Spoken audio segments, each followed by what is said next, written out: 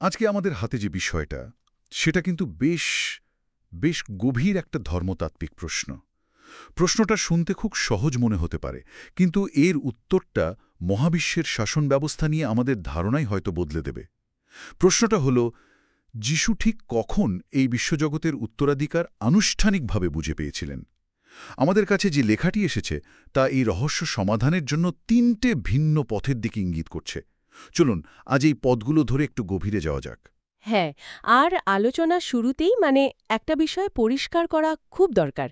এখানকার মূল বিতর্কটা কিন্তু উত্তরাধিকার পাওয়া নিয়ে নয়। বিতর্কটা হলো সেই উত্তরাধিকারের আনুষ্ঠানিক ঘোষণা বা ধরুন রাজ্যাভিষেকটা কখন হলো তা নিয়ে। ব্যাপারটা অনেকটা এরকম, একজন রাজকুমার তো জন্মসূত্রেই রাজ্যের উত্তরাধিকারী, তাই না?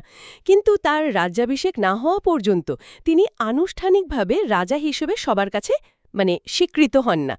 আমাদের আজকের আলোচনা সেই রাজ্যাভিষেকের মুহূর্তটা খুঁজে বের করা। বাহ, চমৎকার একটা তুলনা। তাহলে এই রাজ্যাভিষেকের মুহূর্তটা ঠিক কোনটা ছিল?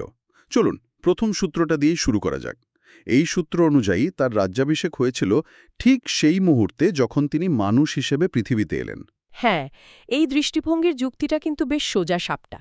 দেখুন, যিনি নিজেই সৃষ্টিকর্তা, তার নিজের সৃষ্টির ওপর তো তার মালিকানা থাকবেই। তো মানুষ হিসেবে পৃথিবীতে এলেও সেই মালিকানা তো চলে যায় না। তাকে উত্তরাধিকারী বলার কারণটা হলো দৈবিক কোনো সত্তা যখন মানবরূপ নেন, তখন তার মালিকানা প্রকাশের একমাত্র ধর্মতাত্ত্বিক উপায় হল উত্তরাধিকার শব্দটা ব্যবহার করা। আর এর পক্ষে জোরালো প্রমাণ হিসেবে দেখানো হয় তার কাজগুলোকে। যেমন ধরুন, তিনি এক কথায় ঝড় সমুদ্র থামিয়ে দিতেন। এমনকি আত্মিক জগতের ওপরও তার কর্তৃত্ব ছিল। প্রকৃতি যেন আগে থেকে জানত কে তার আসল রাজা। আচ্ছা, এখানে আমার একটা বিষয় ঠিক পরিষ্কার হচ্ছে না। যদি তিনি শুরু থেকেই জগতের একচ্ছত্র অধিপতি হয়ে থাকেন, তাহলে গেতসিমানি বাগানে তিনি কেন বলেছিলেন যে পিতার কাছে চাইলে তিনি 12 সেনাদলের বেশি স্বর্গদূত পেতে পারতেন? যিনি নিজেই রাজা, তাকে তো আদেশ দেওয়ার কথা, তাই না? সাহায্য চাওয়ার কথা তো নয়। এটা কি তার তখনকার সীমিত ক্ষমতাকে নির্দেশ করে, নাকি এর পেছনে অন্য কোনো গভীর কারণ আছে? এটা একটা দুর্দান্ত প্রশ্ন, আর এখানেই এই আলোচনার সবচেয়ে গুরুত্বপূর্ণ ধারণাটা লুকিয়ে আছে। এই মতের সমর্থকরা বলেন, এটা আসলে ক্ষমতার অভাব ছিল না, এটা ছিল ক্ষমতার ঐচ্ছিক সংযম। ধর্মতত্ত্বের ভাষায় একে বলা হয় নিজেকে শূন্য করা। এর কিন্তু এই নয় যে তিনি তার ঈশ্বরীয় ক্ষমতা হারিয়ে ফেলেছিলেন, একদমই না। বরং তিনি স্বেচ্ছায় সিদ্ধান্ত নিয়েছিলেন যে তিনি সেই ক্ষমতা সরাসরি ব্যবহার করবেন না। তিনি পিতার ইচ্ছার অধীনে থেকে কাজ করবেন। তাই আপাতদৃষ্টিতে মনে হতে পারে তিনি সাহায্য চাইছেন, কিন্তু আসলে এটা ছিল তার মানবরূপের অংশ হিসেবে নিজেকে নত করার একটা চূড়ান্ত প্রকাশ। কর্তৃত্ব তারই ছিল, কিন্তু তিনি তা প্রয়োগ করছিলেন ভিন্ন পথে। আচ্ছা, তার মানে ব্যাপারটা অনেকটা এরকম যে একটি বিশাল কোম্পানির সিইও হয়েও কেউ কারখানার কর্মীদের সাথে কাঁধে কাঁধ মিলিয়ে কাজ করার সিদ্ধান্ত নিলেন, যদিও তিনি এক ফোনে সবকিছু বদলে দেওয়ার ক্ষমতা রাখেন। ক্ষমতা থাকা সত্ত্বেও তা ব্যবহার না করাটা আসলে তো আরও বড় ক্ষমতার পরিচায়ক। একদম ঠিক তাই। এটি ছিল তার চরিত্রের একটি প্রদর্শন যে তিনি ক্ষমতার অপব্যবহারী কোনো শাসক নন। বেশ, প্রথম সূত্রটা বেশ শক্তিশালী যুক্তি দিচ্ছে, কিন্তু আমার মনে এখন একটা খটকা লাগছে। যদি তিনি শুরু থেকেই ঘোষিত রাজা হন, তাহলে ক্রুশবিদ্ধ হওয়া এবং পুনরুত্থানের মতো এত বড়, এত নাটকীয় একটা ঘটনার প্রয়োজন কেন হলো? গল্পের ক্লাইম্যাক্স তো এটাই। মনে হচ্ছে এখানে দ্বিতীয় সূত্রটির প্রবেশ ঘটছে, তাই না? ঠিক ধরেছেন। দ্বিতীয় এবং সবচেয়ে প্রভাবশালী দৃষ্টিভঙ্গিটি বলছে আনুষ্ঠানিক রাজ্যাভিষেকটি হয়েছিল তার মৃত্যু এবং পুনরুত্থানের পরে। আর এর পক্ষে সবচেয়ে বড় প্রমাণ লুকিয়ে আছে তার নিজের কথার মধ্যেই।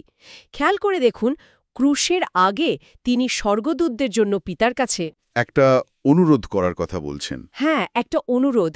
কিন্তু পুনরুত্থানের পর শিষ্যদের সাথে দেখা করে তিনি কি বলছেন? তিনি ঘোষণা করছেন, স্বর্গ ও মর্তের সমস্ত ক্ষমতা আমাকে দেওয়া হয়েছে। এখানে কোনো অনুরোধ নেই, আছে সরাসরি কর্তৃত্বের ঘোষণা। হ্যাঁ, ঠিক তো। ভাষার মধ্যেই তো পার্থক্যটা স্পষ্ট। একটা হলো অনুরোধ আর অন্যটা হলো ঘোষণা। এটা তো বিশাল একটা পরিবর্তন। তাহলে এই দৃষ্টিভঙ্গি অনুযায়ী পুনরুত্থানই ছিল সেই মহাজাগতিক রাজ্যাভিষেক অনুষ্ঠান। হ্যাঁ, এবং এই সূত্রের গভীরে গেলে আরও একটা অসাধারণ বিষয় বেরিয়ে আসে। এই যে আনুষ্ঠানিকতা, এর প্রয়োজন কিন্তু ঈশ্বরের নিজের জন্য ছিল না, এটা ছিল সমস্ত সৃষ্টির জন্য। ক্রুশের ঘটনাটি ছিল একটা প্রমাণ। এর মাধ্যমে ঈশ্বর তার ভালোবাসা আর ন্যায়বিচারকে এমনভাবে প্রকাশ করলেন যা আগে কখনো হয়নি। তিনি দেখালেন যে তার আইন ভাঙলে তার ফল কতটা ভয়াবহ হতে পারে, কিন্তু সেই ফল থেকে সৃষ্টিকে বাঁচাতে তিনি নিজে কতটা ত্যাগ স্বীকার করতে পারেন। আচ্ছা, আমি কি ঠিক বুঝলাম? তার মানে এই রাজ্যাভিষেকের উদ্দেশ্য ছিল শাসন ব্যবস্থার ভিত্তিটাই বদলে দেওয়া? ভয় দিয়ে শাসন নয়, বরং ভালোবাসা আর আত্মত্যাগের মাধ্যমে আনুগত্য অর্জন করা। একদম, একেবারে তাই। এই লেখার লেখকরা যুক্তি দেন যে ঈশ্বর চান তার সৃষ্টি যেন তাকে ভালোবেসে মান্য করে, ক্ষমতার ভয়ে নয়। ক্রুশের সেই চরম আত্মত্যাগ দেখার পরেই সৃষ্ট জীবের স্বাধীন ইচ্ছা ঈশ্বরকে ভালোবাসবে কি বাসবে না সেই সিদ্ধান্ত নেওয়ার জন্য পুরোপুরি প্রস্তুত হয়। এর আগে পর্যন্ত আনুগত্য ছিল আদেশের উপর ভিত্তি করে, কিন্তু ক্রুশের পর তা ভালোবাসার উপর ভিত্তি করে হওয়ার পথটা খুলে যায়। একজন শাসক শুধু ক্ষমতার জোরে নয়, নৈতিক শ্রেষ্ঠত্বের মাধ্যমেও যে শাসন করার যোগ্যতা অর্জন করেন, পুনরুত্থান ছিল তারই সর্বজনীন ঘোষণা। এটা তো অবিশ্বাস্য একটি ধারণা যে উত্তরাধিকারটা ছিল জন্মগত অধিকার, সেই রাজমুকুটটা তিনি অর্জন করে নিলেন ভালোবাসা আর ত্যাগের মাধ্যমে। আমার কাছে তো এই দ্বিতীয় সূত্রটিকে সবচেয়ে যৌক্তিক এবং পরিপূর্ণ মনে হচ্ছে। কিন্তু আমাদের হাতে তো আরও একটি সূত্র আছে। তৃতীয় দৃষ্টিভঙ্গিটা কি বলছে? মনে হচ্ছে এটি আরও দীর্ঘমেয়াদী একটা প্রক্রিয়া। তৃতীয় দৃষ্টিভঙ্গিটি কিছুটা ভিন্ন পথে হাঁটে। এটি বলে উত্তরাধিকার প্রক্রিয়াটি এখনও পুরোপুরি শেষ হয়নি। এটি তখনই চূড়ান্তভাবে সম্পন্ন হবে যখন এই জগৎ থেকে পাপ, মৃত্যু এবং সমস্ত অশুভ শক্তিকে পুরোপুরি মুছে ফেলা হবে। এর পেছনের যুক্তি হল একজন পবিত্র ঈশ্বর কেবল একটি পবিত্র এবং নিষ্কলঙ্ক জগতেরই উত্তরাধিকারী হতে পারেন। যতক্ষণ জগতে অপূর্ণতা বা মন্দ, মানে এর অস্তিত্ব থাকবে, ততক্ষণ পর্যন্ত উত্তরাধিকার সম্পন্ন হয়েছে বলা যায় না। অর্থাৎ রাজ্যাভিষেক হয়ে গেলেও রাজ্যের সংস্কার কাজ এখনও বাকি আছে। কিন্তু এই লেখার মধ্যেই তো এই ধারণার বিরুদ্ধে একটা বড়সড় প্রশ্ন তোলা হয়েছে, তাই না? যদি তিনি একদম শেষ মুহূর্তে, মানে মহাবিশ্বের শেষ দিনে উত্তরাধিকার বুঝে পান এবং তার ঠিক পরেই শাস্ত্র অনুযায়ী সেই রাজ্য পিতার হাতে ফিরিয়ে দেন, তাহলে তার রাজত্বকাল তো প্রায় শূন্য হয়ে গেল। ব্যাপারটা অনেকটা সারা জীবন ধরে একটা পুরস্কার জেতার জন্য অপেক্ষা করে পুরস্কারটা হাতে পাওয়ার সাথে সাথে অন্য কাউকে দিয়ে দেওয়ার মতো শোনায়। ঠিক ঠিক। এই কারণেই এই তৃতীয় দৃষ্টিভঙ্গিটিকে কিছুটা দুর্বল মনে করা হয়। এটা উত্তরাধিকারের ধারণাটিকেই প্রায় অর্থহীন করে তোলে। তাই মূল লেখাটি এই দৃষ্টিভঙ্গিকে চূড়ান্ত সমাধান হিসেবে দেখছে না, বরং এটিকে উত্তরাধিকার পরবর্তী কাজ হিসেবে চিহ্নিত করছে। তাহলে এই তিনটি সূত্র বিশ্লেষণ করার পর আমরা কোন সিদ্ধান্তে আসতে পারি? লেখাটি কোন দিকটাতে সবচেয়ে বেশি জোর দিচ্ছে? সব সূত্র মিলিয়ে দেখলে লেখাটি পরিষ্কারভাবে দ্বিতীয় দৃষ্টিভঙ্গির দিকেই ঝুঁকেছে। অর্থাৎ পুনরুত্থানই ছিল সেই আনুষ্ঠানিক রাজ্যাভিষেকের মুহূর্ত। এর আগে তিনি ছিলেন জন্মগত উত্তরাধিকারী, ঠিক যেমন একজন রাজকুমার, আর পুনরুত্থানের মাধ্যমে তিনি হলেন মুকুটধারী রাজা। এখানে উত্তরাধিকারের আনুষ্ঠানিক সমাপ্তি, যা পুনরুত্থানের সময় ঘটে, এবং সৃষ্টির চূড়ান্ত সংস্কার, যা ভবিষ্যতে ঘটবে, এই দুয়ের মধ্যে একটা সুন্দর পার্থক্য করা হয়েছে। রাজাভিষেক হয়ে গেছে, এখন রাজা তার রাজ্যকে নিখুঁত করার কাজ করছেন। তাহলে পুরো আলোচনার সারমর্ম এটাই দাঁড়ালো যে ঈশ্বরের দ্বিতীয় সত্তার উত্তরাধিকারের ক্ষেত্রে মূল প্রশ্নটা কখন নয়, বরং কেন সেই সময়টা এত গুরুত্বপূর্ণ।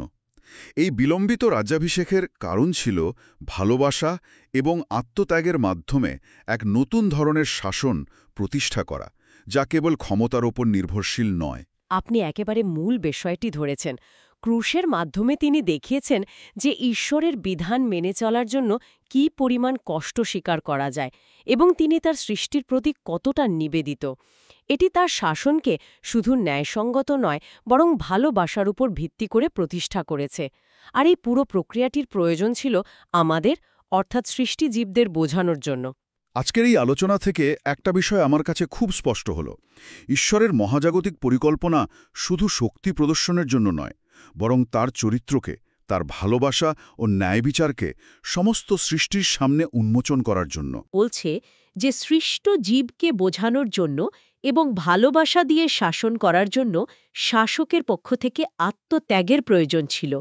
এটি একটি আকর্ষণীয় প্রশ্ন তুলে ধরে। যদি কোনো রাজ্য বা প্রতিষ্ঠান ভয় দিয়ে নয়, বরং ভালোবাসা আর আস্থা দিয়ে শাসন করতে হয়, তাহলে শাসকের পক্ষ থেকে চূড়ান্ত আত্মত্যাগের প্রদর্শন কি কেবল একটি ধর্মতাত্ত্বিক ধারণা, নাকি এটি সত্যিকারের নেতৃত্বের একটি সর্বজনীন এবং চিরন্তন নীতি? এই প্রশ্নটি হয়তো আমাদের নিজেদের জীবন এবং নেতৃত্বের ক্ষেত্রেও ভাবার সুযোগ করে দেয়।